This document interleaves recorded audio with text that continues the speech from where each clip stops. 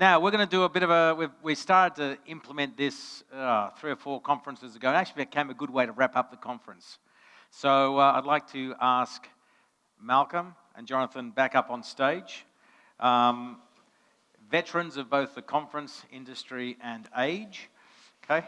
And we get to sit here and have a bit of a conversation about conference learnings and things that we think we've taken away conference. Now, as a Kickstarter, I've decided once again to take all the voice recordings I've been doing. I threw them into Notebook LM and said, give me the list of questions I should ask the panel. I summarised the conference learnings. Okay, so thank God for AI. It makes my job a shitload easier, I'll tell you what. Okay, but let's start thinking of some key themes. Now, this is what it threw out as the 5 key themes. Interesting, right? Because I thought, throw it in. All the stuff I've been talking about. It came out, AI's impact on real estate. So, yeah, a good tick. No hallucination at that point. The power of data. Probably an interesting topic. The future of property portals, AI in different markets, and keeping the human touch were the 5 interesting summaries that the AI decided it took out of all the audio from the conference. What did you take away from the conference? Who wants to go first? I don't mind. I think we should start with the basics of how do portals make money in this part of the world, and that's of course how I started.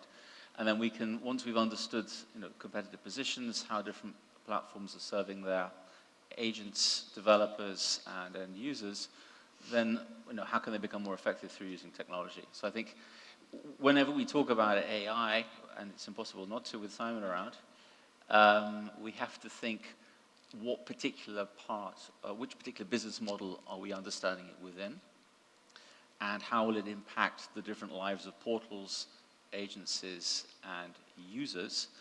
And one of the opinions I've formed more strongly during the course of these 2 days is I think we're going to see the impact of AI more quickly on agencies than on portals or on individual users. In what way? So to remember the sort of the way we used to tease about agents, and I'm talking about the physical ones, being lazy, not picking up the phone, not responding, not prioritizing leads. There will, of course, still be people like that, but anybody who wants to become much richer without much more physical effort can get much more productive by using a number of the apps, AI-powered apps, which I had on one of my last slides yesterday. So things like, yes, answering the phone, but not a traditional phone answering machine, but really doing it in a way which is relevant, that then extracts the relevant information to qualify the lead. You can even do it as avatars, which will be perhaps a little bit further away. But really helping agents to prioritize and focus their work, and also to better understand the quality of the leads they're getting. So I think we should spend more time assessing how technology will make agents behave, and then I think the behavior of portals will probably follow from that. Okay. Jonathan, what are your sort of key takeaways?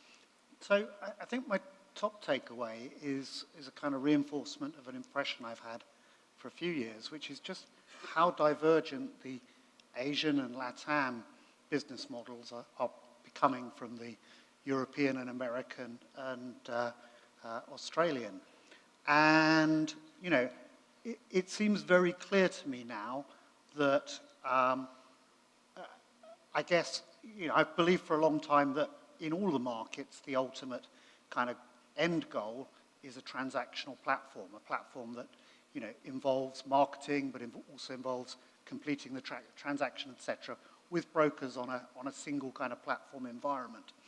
And it seems very clear to me that Asia will leap forward there first, and it will take a lot longer to come in Europe and those other places. And I think that's really exciting, and I think it's becoming clearer that classifieds is a kind of absolute, it's a kind of means to an end in terms of marketing, but beyond that, it's not really the kind of end goal here. So that struck me most, and it strikes me as well that AI in those developed markets may well be a very strong accelerant towards that model in terms of what it does. And that the risk of, we talk about, of disruption is it's a developed world thing. Actually here, the beauty is that the transactional model really aligns well with the potential of where search could go if we're right about this kind of agentic kind of approach, because it is about getting quicker and better to the right transaction for the right individuals. So it all kind of meshes kind of very nicely together in that way. And like Malcolm, it seems to me, for a fair time that, the absolute focus of what people are doing with, and we talk about AI, but I think we're really talking now about generative AI, this kind of kicker that's come in with the LLMs and so on. The real focus of that should be efficiency, and absolutely as you say, making the agents focus on the things that we need agents for, not the things we don't need them for. And from a portal perspective, giving them tools that actually lock them in to a long-term platform strategy that is where you want to get to strategically in the long term. And I think, Jonathan, that's the challenge. Well, that's where the fighting might take place. Will portals be good at providing those tools to agents, physical agents, to make them more productive? Or will the app vendors be very good? And a little bit like the CRM warfare, right? We have in a lot of countries, agencies don't want to take software, CRM software from their portal. They feel it gives the portal too much insight into their businesses. So I think, if you as a portal operator are able to enable your agencies with software to make them more effective, well done. You will then bind them in and do well from it.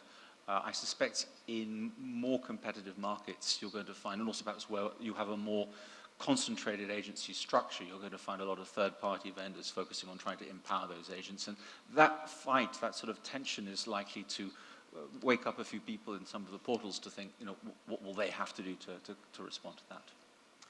I think the portals are already trying to respond to that. And, we've spent our life telling people that, portals shouldn't be in the CRM business. But if you can be in the CRM business, actually, now when we look at the massive data that portals hold about consumer behavior, buyer behavior, etc., and the massive data that's agent-owned but sits within CRM that is about the completion of the transaction, the communication, etc., one of the reasons I believe that this will come together on one platform is putting all of that data together is far more powerful in what you can deliver with it. But does it have to be on one platform? Because surely the role of agentic search is to find out where the data is and to assemble it for you. And I think the portals generally have not been accustomed to evolving at the kind of speed which they will need to, and you have this legacy data, legacy architecture issue, which I think will hurt and slow them down. So let me give you a counterpoint to that. I mean, if you think about what we can do with AI, agentic search isn't going to be able very easily to put together all the patterns of different users and learn from them around how their search behavior is, what it is, etc. Actually, if you have a platform that has that data underneath it, and one of the fascinating companies I've met over here is one of the ones that's kind of beginning to interface structured data into ChatGPT and so on, so that you can have that use of the structured alongside the unstructured, which is clearly a powerful way of dealing with it, knowing that you've got the right robust and solid data. So I'm not convinced that the agentic AI can do all of that on its own. I think it needs to be fed certain things that are accurate and structured. And again, I would avoid this dichotomy of there's agentic search and there's portals, right? And what I was saying in my presentations was that there are four ways to play it, right? You can have standalone agentic search apps, but you could also have agentic search-centric portals, and then you can also have brokers and even individuals also running their business with agentic search. And again, I think how those four ecosystems fight it off will be very interesting. Yeah, I had a conversation at the break with Mark from Pseudonym, and the conversation was around, at the moment, portals tend to treat all visitors generically, right? But I would assume, if you look at what they say, RAA, 130 million visits per month, there's only 25 million Australians, so either each Australian is visiting very much multiple times, B, there's quite a lot of bots doing a bit of visiting in that process, or C, people are visiting for very different reasons. Clearly there'll be that segment of the market who's going there to buy a property, but they're probably going to go many, many times because they're sort of doing that constant searching and research, and did something else come up? If I missed it, I don't want to miss it, and I don't want to make a decision, and so on. But there are a bunch of people who are going there because they want to check out bathrooms, they want to check out kitchens, they want to check out what it's like to live in another part. Maybe what you end up is these agents that solve different problems. So you would have your real estate voyeuristic search agent. You say, look, I'm super interested in bathrooms or bedrooms or whatever. Show me what's out there. Like House in the US, right, where you can go and see stuff. But no longer do you need to have House as a separate site. It's just a layer that sits on top and goes through and goes, oh, there's a nice bathroom, there's a nice this, there's a nice that, and it pulls it out of what currently exists. And then there's the AI search agent that's for the person who's, I'm buying a place or I'm renting a place. And inherently in all of that are the tools that go beyond just search. What's it take to buy in the market? I want to go buy a property in France as a second home, and I don't know what it's like. Oh, you've got to deal with a notary, you've got to deal with this, this is the process, this is who paid, this is how much you actually as a buyer are going to have to pay part of the commission and so on, right? So I think there's opportunities here to create these search agents that for different tasks. Of course, we won't need to know which one's which, because there'll be the meta search agent over the top that will talk, say, this is what I want to do, and it will find the right one that's been customized. But that customized agent needs to be branded. Because if you have no name brand on it, people are going to go, well, do I trust it? But when Edmund talked about the relationship between Booking and ChatGPT, I mean I think we will see those kind of relationships between the specialist and the generalist. Yes. And that's the direction, so you end up with an engine underneath that is doing a lot more in a very AI-based way as well. The interesting question is, will the transaction still go through Booking? Because there is this risk of disintermediation, but perhaps in travel you have such standardized booking engines that direct intermediation is less likely. Yeah, right. Whereas I think when you think about a real estate portal, the danger is that if you're the portal and you embrace the AI agent, either having your own ones or embracing a third-party one, is that you are fundamentally embracing a breakdown of your business model. And so, yes, there are dark commercial forces that are going to be at play in all of this. That's why they're called portals, right? That's the way in, and then within they're controlling the environment. And I think, Ed was absolutely right. There are so many forces which shake up the beautiful harmony of the dApps, if I can use the term. Yes, yes, we have to. Don't worry, we just did a podcast at the break, and we are trying to push the name dApp out there.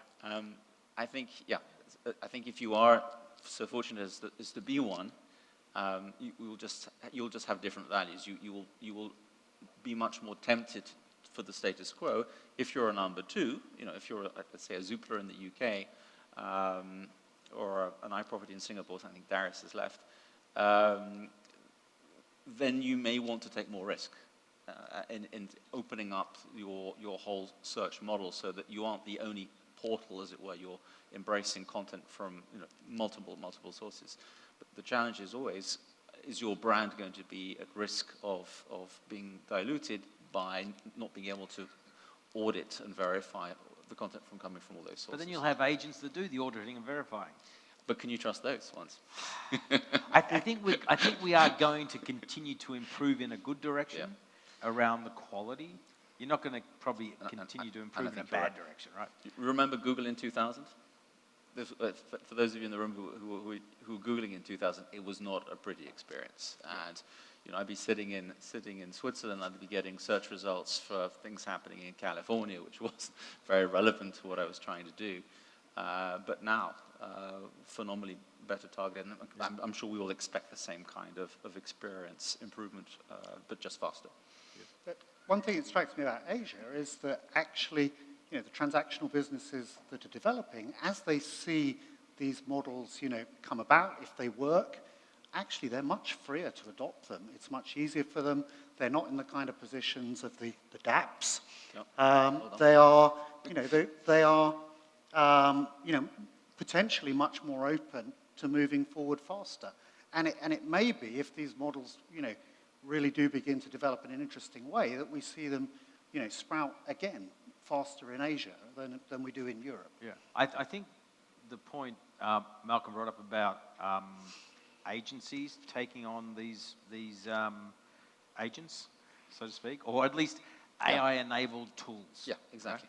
Right, is that it's going to, I think there's a lot of faith placed by agencies or agents, real estate agents, in portals, because you still don't have a choice. You're in Singapore, you've got to be on Property Guru. You're in wherever, right? And then you're sort of beholden to what they tell you is working, and you don't really know, right? There's no third-party verification. There's no like Nielsen's net ratings to say that that listing actually translated through to a sale and so on. There should be, in that the CRM environments should be doing that better. And I suspect we will see, a push to make the CRM environments do that better, so that there is that better understanding. And in fact, I understood a little conversation with REA, with one of the REA guys, who said that actually in Australia that visibility is now, increasing, and it is beginning to be more apparent what the relative shares of the different media are. But attribution is going to be absolutely key for anybody in these markets. Yeah, well, I think the challenge at the moment is if I've got a property to sell, I'm taking a vanilla approach to selling it. Yeah. All properties are put on Rightmove, Zoopla, and on the market, right? It's sort of like, that's the formula. I do this, this, this, and this. I got a subscription with each or whatever the thing is, and I just do it, right? And it's probably built into the CRM, right? That it just all automatically happens.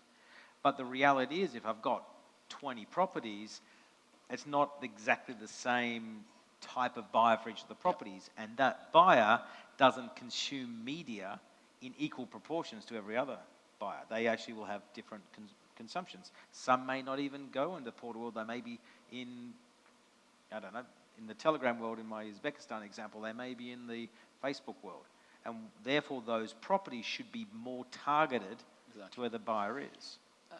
And that's what some of these new apps, I think Lone Wolf was one of the ones I recommended, which will start recommending to the agent, the physical agent, for this particular property, we recommend a mix of X, Y, and Z, whereas for this one, it's A, B, and C. And you may find that the DAP is not the most frequently recommended source for all those listings, because you said some of them maybe some are attracting a younger demographic or and so on.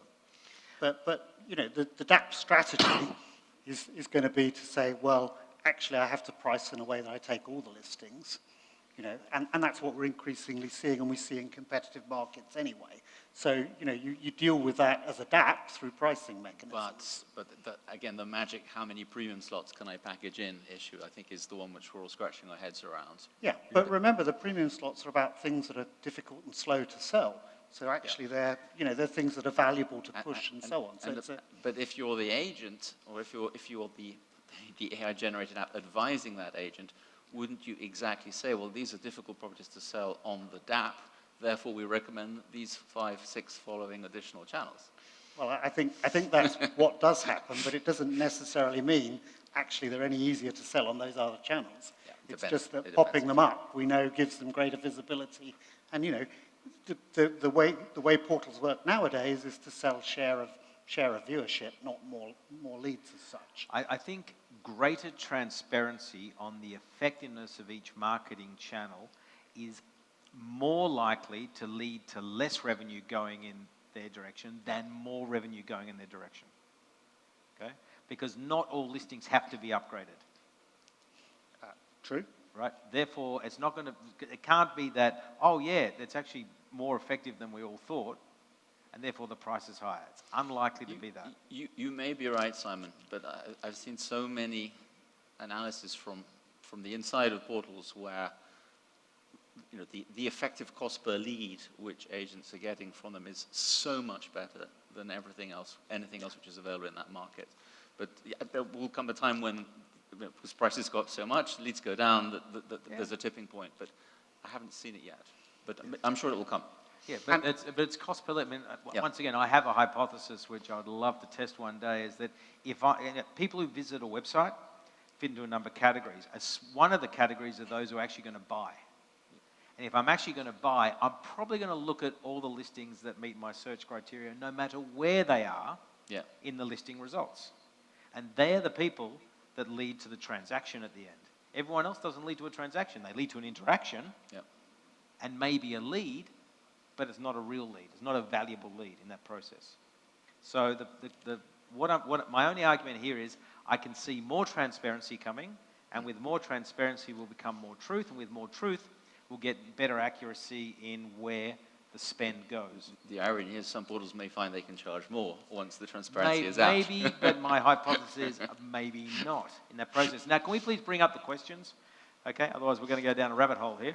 Okay, and we will never emerge. In the last 4 minutes, is there anything other than AI we could talk about? Hey, I'm controlling the time. We've got more than 4 minutes. Okay, third-party APIs will be enabling brokers and property developers to become highly engaging and pretty and mini jitty themselves. What is the scenario for portals surviving this?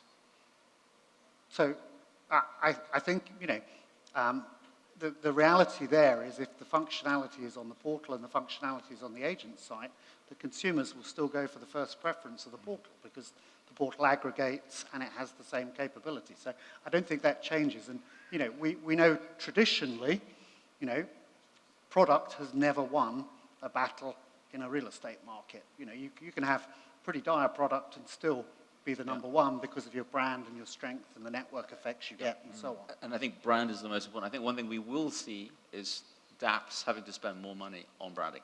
Yes. Especially amongst younger segments who will less naturally think of those platforms. Yeah, absolutely agree. Should portals be valued at 20 times earnings when they don't know what their business may look like in 5 years? So I think this is a really interesting one because I think two things are happening. And we're talking about number one portals here, really. Talk about 20 times earnings. There's not many number twos. So one of two things could happen. They could get massively disrupted. And the interesting thing always strikes me about valuation. If you do a valuation on a right move and you do a 10-year discounted cash flow and a terminal value, 2/3 of the value is in the terminal value. Yeah. So the 10-year plus period. So yes, they absolutely could get disrupted. But the flip side is, actually, this could reinforce their position massively if they win out, and it could take out the other players in the market. So you've got a two-way bet on it. And from a market perspective, you've got an option of going up as well as an option of going down in terms of the long-term value. So if you'd asked me would I have sold personally at the price that Rightmove shareholders were offered, the answer would have been yes, but that's me being cautious. But I can understand a logic that says there's a huge win here as well as a huge risk. Would you buy Rightmove shares now? Well, as I said, I'm cautious. I'm not in that kind of... Take that as a no? I take that as a no. I think you take that as a no, but it doesn't mean the investors are necessarily wrong. No. Yeah, they did back the iBuyer model for Zillow, so that tells us a lot. For future events, can we invite retail, e-com? Okay, yes, we'll think about that.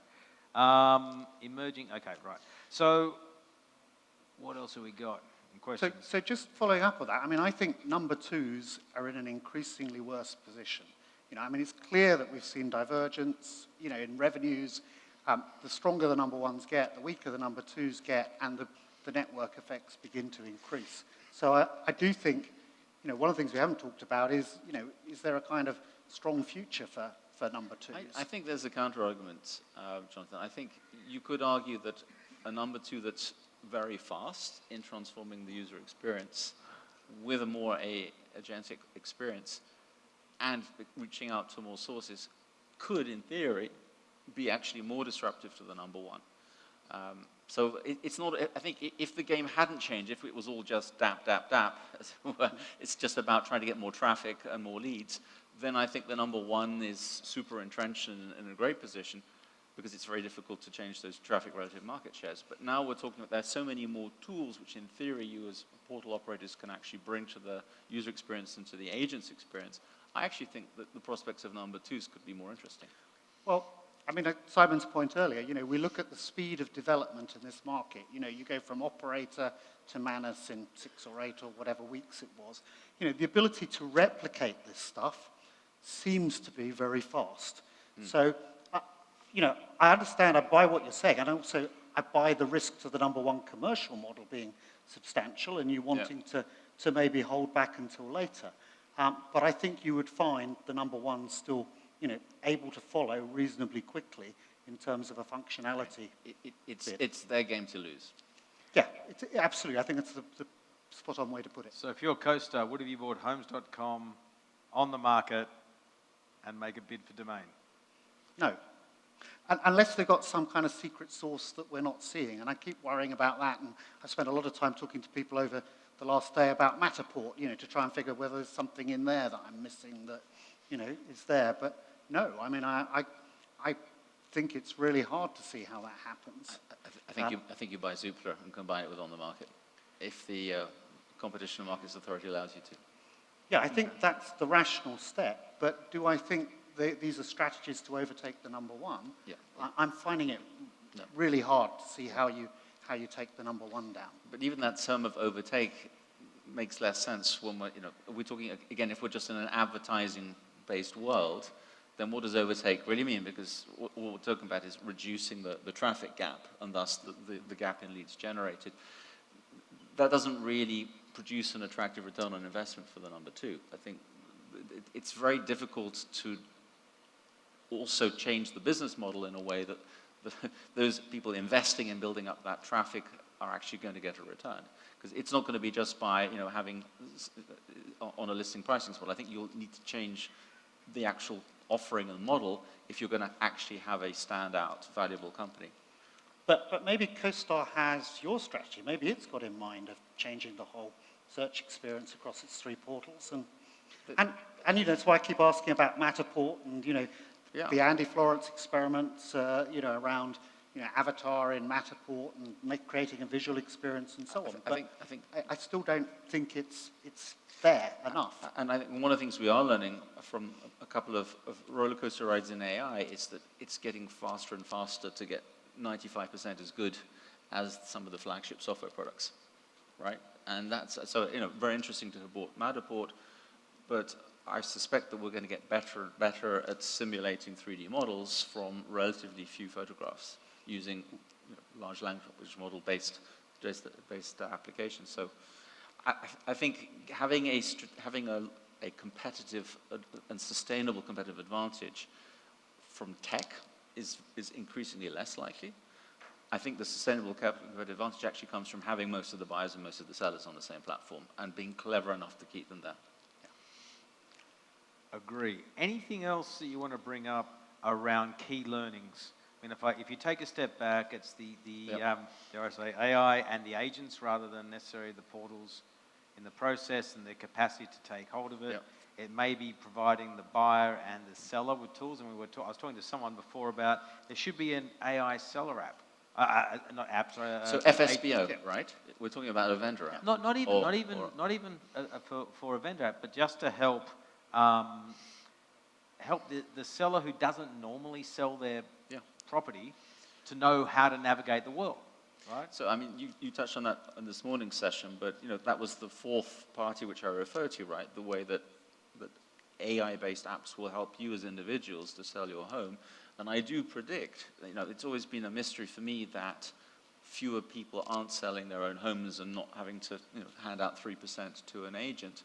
And I just think that I can imagine tools coming along which actually make more individuals feel, you know what, I have the price of guidance, I have access to market my property to tons of different relevant places. I'm gonna have a shot at selling this myself. So I would expect more FSBO to result from what's going on. Okay. But kind of build on that. The thing I would have said is, you talked about there being 2 middlemen, the portals and the agents. And 2 things have struck me about the agents. I mean, one is clearly I keep hearing in different environments, how important the individual is at certain points, but only very narrow points in the process. So, and that strikes me that the agent is going to become, is going to still be critical, but is really going to become much more of a person supported by a platform. And it feels to me that if you're building the platform, and the platform is the transactional platform, the end-to-end transactional platform, that's the place that is really much more defensible in terms of, and that middleman action of supporting the remaining functions of the agent is where you get to long term. And I keep coming back to Asia, and that's where I think we're seeing that develop faster in a much more interesting way. Yeah, I agree. People aren't going to disappear from the process. We're going to have far more technology being our little co-pilots along the way and replacing those menial tasks that we do. And my last observation around this conference has been the number of small emerging businesses that are going to piggyback off existing technology. SellSmart from the Pitch Club, leveraging Matterport, but putting a wrapper around the outside to create a new business. You've got immersive targeting one section. And what I think is behind all of this is the barriers to entry are dropping and dropping and dropping because AI. I was chatting with, maybe it was Mark again from Pseudonym, I can't remember, using Klein, I think it was Klein he was talking about, to do software development. And they're saying they're spinning up MVPs in 2 hours. Exactly. Right? And if you're doing 2 hours for an MVP, then your cost of development and building out businesses or testing stuff plummets.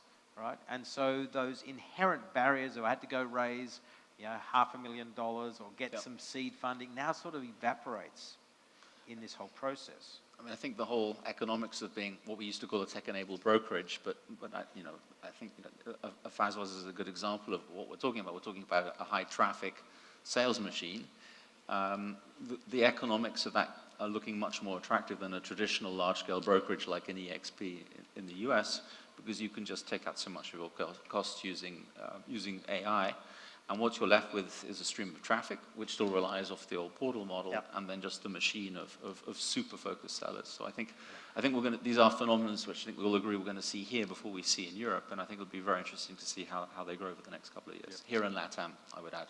Agree. And just to wrap up, I think Jonathan's point before about everything that's happening in Asia, Southeast Asia and LATAM, and they're very similar. Yep. I mean, the fact that you had the gentleman from Showing Suite and you got Ricardo from with his Iris product, and it's fundamentally the same product, and they've come from two different, and they go, oh, here we go, it's the same stuff. Doing very simple. It shows that those markets have got far more similarity than the rest of the world. We're going to have to wrap up because thank you very much, gentlemen, for spending the time just to have a bit of fireside chat and think about how the world is or is not going to change. And the good news is we've got it on video down the end, and we can bring it up as these nice little clips. So we're going to clip some of this stuff up and just hold it in reserve just in case. And the good news is development's happening so fast nowadays, I might be able to pull it out in 6 weeks' time and say, told you so. So anyway, thank you very much, guys, for taking the time to share your thoughts.